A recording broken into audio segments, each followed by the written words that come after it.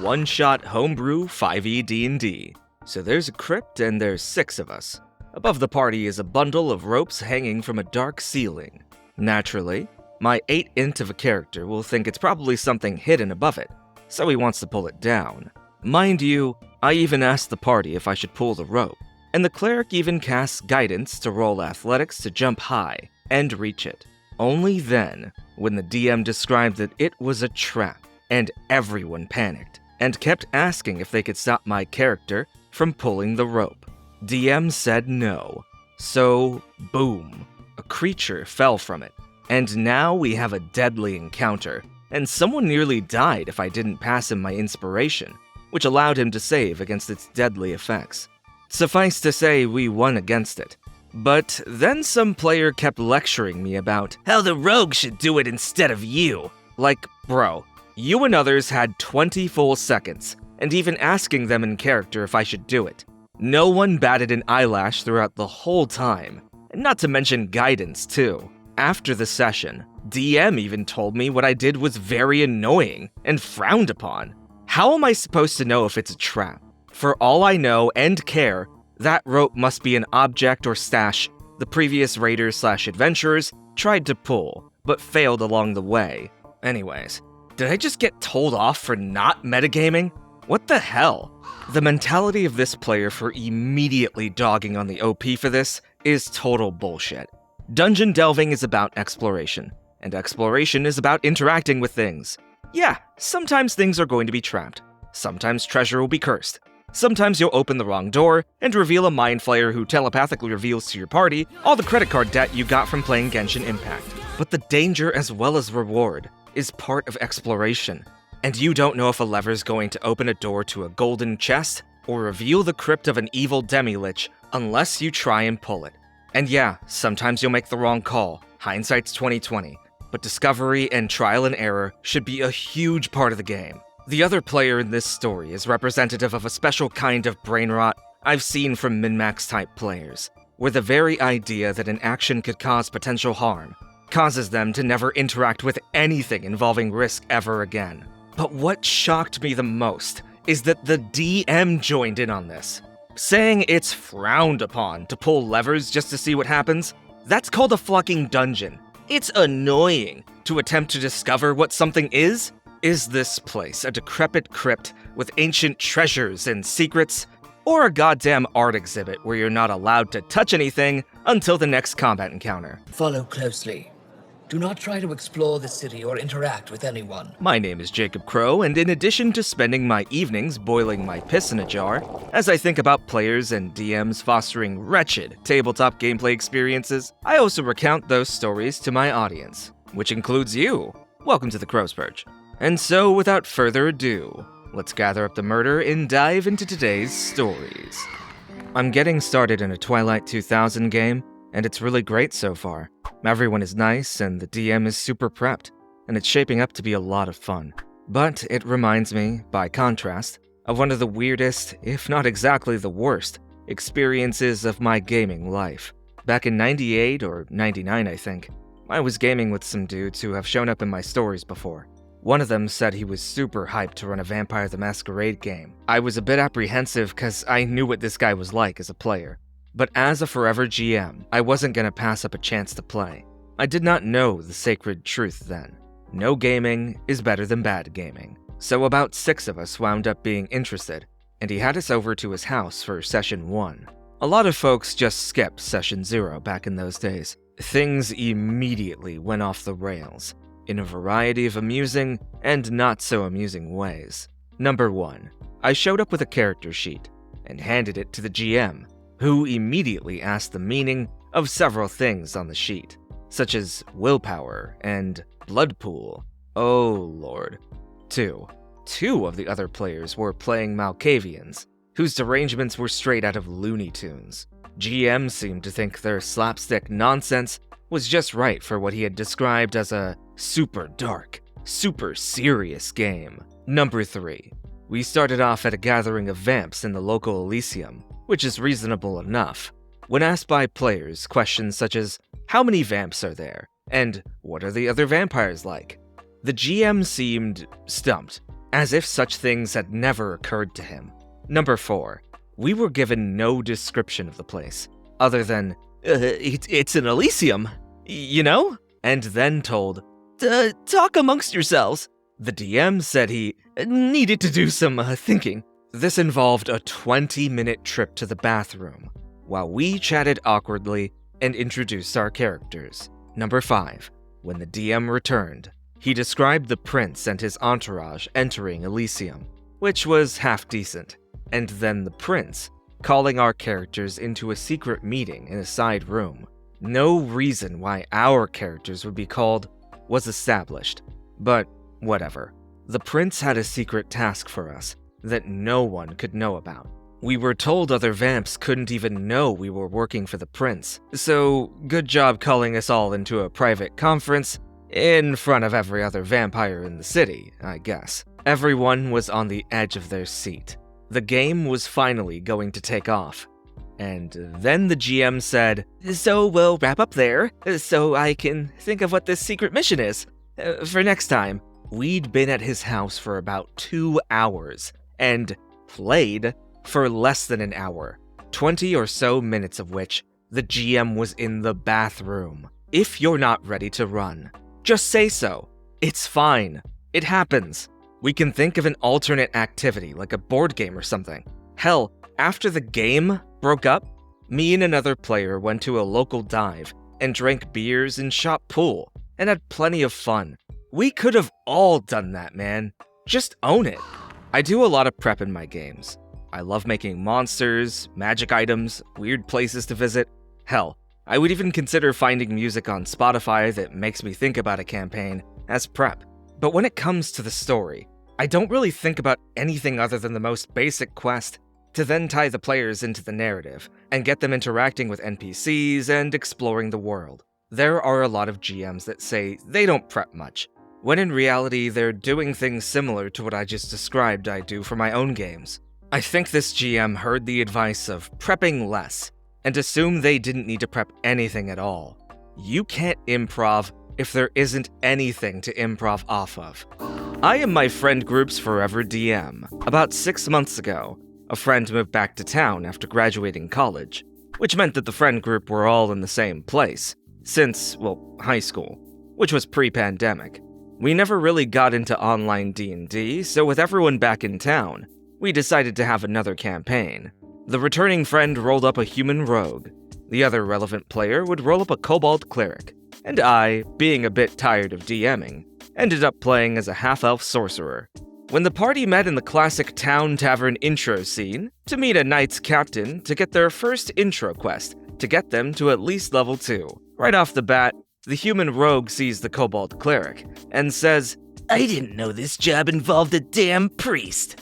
Kobold explains that he's not a priest in the traditional sense, but an adventurer who met a god who grants him powers.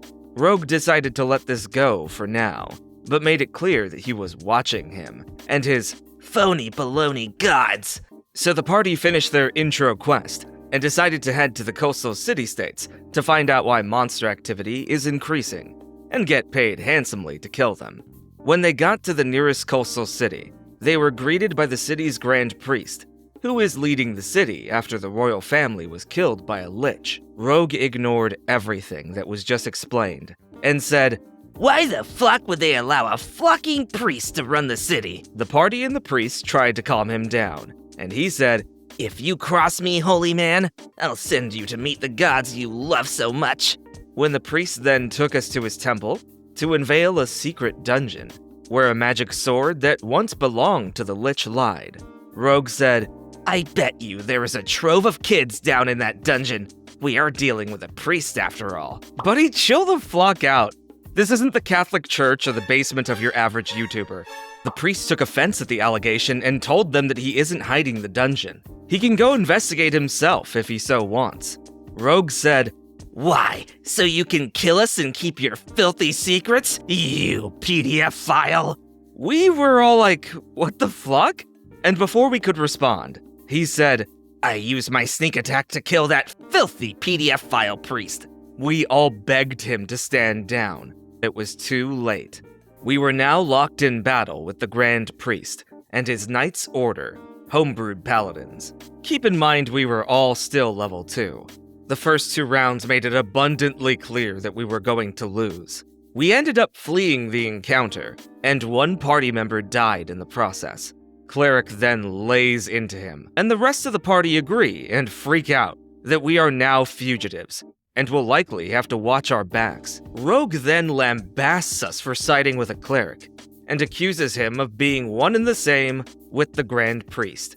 He backs down when he realizes that the rest of the party stands with the cleric, but he does say, "You had better watch yourself, holy man."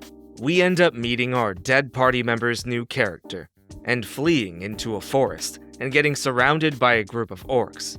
They took us to their shaman, a half-orc and a really interesting character who we were able to reason with. Turns out, he has been working to discover the secret of the Lich as well. He invites us to a feast so that we can make alternative plans. Then, at the feast, as we get seated, Rogue demands to roll perception. He says that, "This feels suspicious.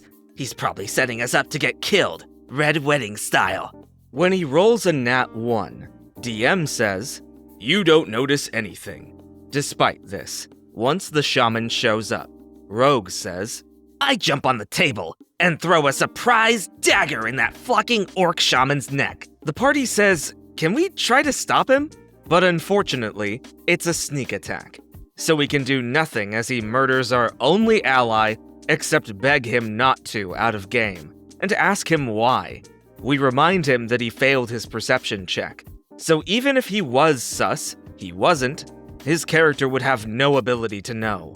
But he just responds, "He's an orc, and orcs are by definition savages who will rope, pillage, and murder anyone they can, especially given the fact that he's a shaman, which is basically a priest for uncivilized savages. And we all know what priests do to kids. My character would never stand for that." We all groan and roll our eyes, and he says, "I attack and show no mercy. All the savages must die." He unfortunately rolls a crit, which kills the orc shaman, who was a level 1. The party in-game freaked out and attempted to tackle him, but it was no use. The orc tribe wouldn't back down, so we had to flee, take a shitload of opportunity attacks, and get 3 other players killed. Now it is just me, Cleric, and Rogue. Once we escaped, we told him that he had gone too far, and that he needed to face consequences for his actions. Cleric told him that he must repent of his grave immoral behavior, and Rogue just couldn't help himself, and said, "Silence, kid flocker," and attacked him. I immediately joined in to help Cleric, and as the other 3 players rolled up their characters, they jumped into the fight against Rogue, as they finished their character sheets, to which Rogue accused them of metagaming, but they just laughed, and basically said in the most ironic way, "It's what my character would do, and you are a wanted man, my murderous friend." And Rogue somehow ended up escaping, and DM unironically said, "Oh, I've always wanted to run a split party." Yikes. And that's where we are right now. I have no idea how DM is gonna run a split party with one renegade party member on his own, murdering religious figures. But on the bright side, at least he's not with us anymore, and we can now, hopefully, actually progress through the story without him being with us, or rolling up another edgelord. TLDR, player accuses random people of being PDF files, and kills them. He has killed a Grand Priest, an Orc Shaman, and nearly killed the party's Cleric. He is now a fugitive. Yep. And that's why the Rogue got away with all this. To the party, please, by Lathander's light, leave this game. This DM is not an impartial referee. I understand worrying about interfering with player agency, but from my outsider's perspective, it seems like they're actively making decisions to allow the Rogue to run rampant in this game. Even if the Rogue gets booted, which I honestly don't think he will, this DM was on his side every step of the way. And as for the Rogue himself, he seems to have taken all of the worst aspects of modern dark fantasy and applied it to his entire view in this game's world. He seems to imagine every character or faction to be their worst stereotype, while coincidentally playing into one of his own, as an edgelord murder hobo rogue. Between these two, we've reached levels of cognitive dissonance that I once thought impossible, and I hereby sentence this rogue and the DM to 3 years of rewatching the Game of Thrones series finale. This was a few months ago and I wanted to post it back then, but didn't because I felt weird about it. Because I thought I'd have to meet this jerk again. Now, however, it's apparent that this campaign will not continue with these people, and I feel comfortable talking about it. Me, AFAB non-binary, 2 friends, 1 acquaintance, and 2 strangers, to me, got together to play D&D. All of the people at the table had played once before, except for me. It was my first time, and apparently their last DM was horrible. I only know vague bits, but apparently, he made them roll for every little dumb thing, and also kept hitting on the character of a 15-year-old player while he was 26 or older. See, this is the kind of guy the rogue from the last story really should have been worrying about, but maybe he'd only call it out if it were a priest. My good friend Harry, not real name, decided to DM for us. He made it clear we all had to keep track of what we can and can't do ourselves, and we created our characters before we met up. We had a warlock, Stranger 1, who didn't know anything about the class, and never bothered to look anything up. I helped him out because I had some experience, or at least knowledge of the class, since I had made one before for a campaign that would have been my first, but never came to be. We had a barbarian, acquaintance, who, while nice in one-on-one interactions, quickly fell into macho dude shenanigans when interacting with the other guys. We had a druid, friend, who was reserved and didn't talk much. We had a paladin, Stranger 2, who was nice enough at first but gradually grew into a real asshole. And then we had a bard, me. I ought to mention that my character was the only non-elf in the party. I wanted to make a fun, supporting character, someone to keep up morale, someone who can heal and give boosts. So I made a halfling bard, whose skin was purple because they fell into a cauldron of dye when they were young. They also belonged to a cult, who worshipped the concept of friendship, and was very strict in what was allowed to be eaten and celebrated, resulting in funny moments where Bard ate bread for the first time, wasn't sure how to eat it, and was utterly in awe. And when they ate it, they decided they didn't like it. The fact that Bard was purple also made for funny interactions with the NPCs who would react strangely to them. I tell you this because I want you to understand my mindset going into this. Our party meets up on the way to a town, and we investigate the area a bit. There's a dragon somewhere, scaring the mayor into hiding, and a few quests on the board. We spend a lot of time exploring the town, and since Bard is the shortest, a halfling among elves, they decided it would be funny to catch a ride on the shoulder of the barbarian. They banter and tease each other, and whenever he says something offensive about Bard's height, Bard would flick his ear or nose, or otherwise lightly hit him. He jokes about using Bard as a weapon to throw, which starts an annoying trend. The Paladin starts to join in on the teasing of Bard. They act offended, but when they tease back, Paladin throws the teasing off with what I now recognize as a weird air of superiority. This kept happening, and each time it felt worse than before. Eventually we do a quest and sleep at the site. Bard is the only one who needs to sleep. The others meditate. Bard snores. As a reaction to that, the Paladin presses Bard's pillow to their face to get Bard to stop. When they wake, pissed off and attacking Paladin, barehanded and not actually with the intent to harm, because I didn't want PvP because of the horror stories I heard involving that. He argues out of character that my character can't hope to hurt his because of his high AC. Again, with that air of superiority.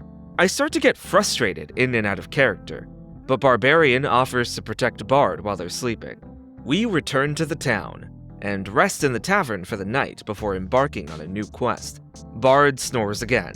We have separate rooms, so I figure I'm safe. Paladin decides that he wants to put a pillow on their face again. Harry, our wonderful DM, asks if Bard locked their door, which they did. Paladin's player insists he wants to break in. Harry lets him roll, and Paladin's player rolls high enough to break the door open. But now everyone is awake because of the noise, including the owner of the tavern, who yells at Paladin and makes him pay for the damage. Harry is a friend of consequences. If you want to do stupid shit, you gotta live with the consequences. Bard gets a new room. Paladin, disappointed that he didn't get the chance to playfully suffocate Bard's vulnerable sleeping, comedic relief self again, decides to put a tripwire in front of their door instead. The next morning, the elves, privileged as they are not needing to sleep, were up long before Bard, and were now down in the eating area. Bard wakes up, and doesn't roll high enough to notice the tripwire. Bard is angry, and rushes down to confront Paladin. Out of character, I still thought that this could make for a fun prank war dynamic, who denies it and tries to make Bard believe him. But Bard rolls high enough to see through his nonsense, and rolls high enough to intimidate him, which out of character I found hilarious. But Paladin's player didn't play Paladin intimidated very long, barely a sentence long, before that air of superiority was back, and he insisted that I, my character, a halfling, could never hurt him. A paladin elf with his high AC. Bard swiped his feet out from under him using Mage Hand. Still, beyond a single sentence of surprise and pain, he did not react to the scenario at all, and just brushed it off with that damn air of superiority. Out of character, I kept becoming more frustrated about this. To the next and last quest. We were supposed to convince an old midwife/healer to come back to town for her own safety. She lived in an old mill on a hill. On our way there, the guys, Warlock, Barbarian, and Paladin, Druid's a woman, and was not part of the shenanigery, kept teasing Bard for their height, and kept saying they would use Bard like a throwing weapon. When Bard reacts offended, they kind of mock Bard for it, belittling them. We reached the hill and fought a chimera. Despite my annoyance, I healed and supported the guys, not wanting to disturb the combat part. We slay the chimera, and Bard pulls out one of its teeth as a keepsake, and we try to convince the midwife to come back with us. She declines. We ask if we can stay the night, hoping we can convince her later. While Bard and Druid head upstairs to play dragon chess, the guys go outside and try to skin and cook the chimera. It fails miserably, leaving them sick and vomiting a lot. Paladin, in his infinite wisdom, thinks, "You know what would be funny?" And he sneaks up the stairs to the room Bard and Druid are in. Out of character believing we/Bard went to sleep, although out of character we never said that. And flocking vomits into Bard's sleeping bag. I was stunned. In and out of character. Bard yells at him, mostly in character. But I'm also trying to get my genuine frustration across to the player. Paladin players' only regret was that Bard wasn't in their sleeping bag when he vomited into it, which had been what he had wanted to do. I was so mad. So fucking mad. Mad and frustrated because, once again, Paladin's player kept playing him unaffected by whatever my character threw at him, be it insults or punches. Nothing affected his character. He didn't show an ounce of regret for his actions, not even when his victim was clearly distraught and heavily affected. It didn't feel fair. It didn't feel like a fair fight. Didn't feel like I could win, because even if I rolled higher than him and did some damage, in roleplay, he would still brush it off like it was nothing. He could hurt me, but I couldn't hurt him. Out of character, I was close to tears, and I closed off almost entirely. I despise feeling helpless, and that's what that was. Helplessness. It didn't matter what I tried to do. He would keep playing unaffected while he ruined my character's things and hurt them. I didn't know what to do from that point. Everyone at the table also didn't know what to do, and the atmosphere slowly came crashing down, as if everyone had just now realized that what had happened was not okay. I was close to asking Harry if we could just retcon what happened, but I couldn't speak. Harry confronted Paladin's player, asking why he was acting like such an asshole, noting that while the first few instances were badly and maliciously executed, but still ultimately harmless pranks, this went way too far. Paladin said the German equivalent of, "It's what my character would do," because his character had a criminal background. At this point, Harry was mentally done with this guy, and told him that it didn't make sense for his character to act like this just because of his background. especially since it was only to my character that he acted this way. That got Paladin's player to shut up. In character, Bard wouldn't be able to sleep because their sleeping bag was ruined. The only character who needs to sleep, and he makes it so they are unable to. I kept saying, unsure if I was roleplaying still or not. I don't know what I can do. I can't do anything. Eventually, Barbarian, kind idiot affectionately that he is, picks up Bard and places them in his lap and cuddles them, telling them that they can sleep there. I nearly cried. I was so grateful. So Bard slept, not well, but they slept. The next day, we tried convincing the midwife again to come with us, though Bard is far less enthusiastic and just quietly munches on their breakfast. The midwife, having obviously heard and witnessed what happened last night, is now even more vehement in declining coming with us. Later, Harry would confess to me that in the book he got the campaign from, the midwife wasn't meant to be convinced, but that he wanted to give us a victory and let us succeed in convincing her. But that he decided that, after what happened, the midwife would never agree to come with such horrible people, friend of consequences. I played Bard as quiet and depressed for the whole journey back, making a point of announcing that Bard was not playing any music or humming a song, in contrast to the previous journeys, and that they're not looking at the rest of the group. I noticed how the others were also reluctant to contribute to roleplay. When we got back to the town, Paladin went off somewhere, and the rest of us headed to the mayor to get a reward for the quest. Druid, the absolute darling, decided, and Warlock and Barbarian agreed, that Bard should get Paladin's cut of the pay, as compensation for the shitty treatment and the ruined sleeping bag. I was touched by that, cheered me up a bit. Bard was cheered up a bit as well, less by the money and more by the thought behind the gesture. We got back to the tavern where we ordered food, and Paladin came back. Bard was appropriately cold again in his presence, but then Paladin gave Bard a new sleeping bag, which he had just bought with his own money. I was touched, and thought maybe Paladin's player felt bad for a change. Progress, I thought. Bard's faith somewhat restored. The owner of the tavern comes to congratulate us on slaying a chimera, and Bard pulls out the tooth they got from it, and shows it off proudly, to which the owner offers to buy it off Bard for 50 gold. In and out of character, I sputter for a moment, because I'm thinking, holy shit, that's a lot. And only for one tooth? And Bard sells the chimera tooth.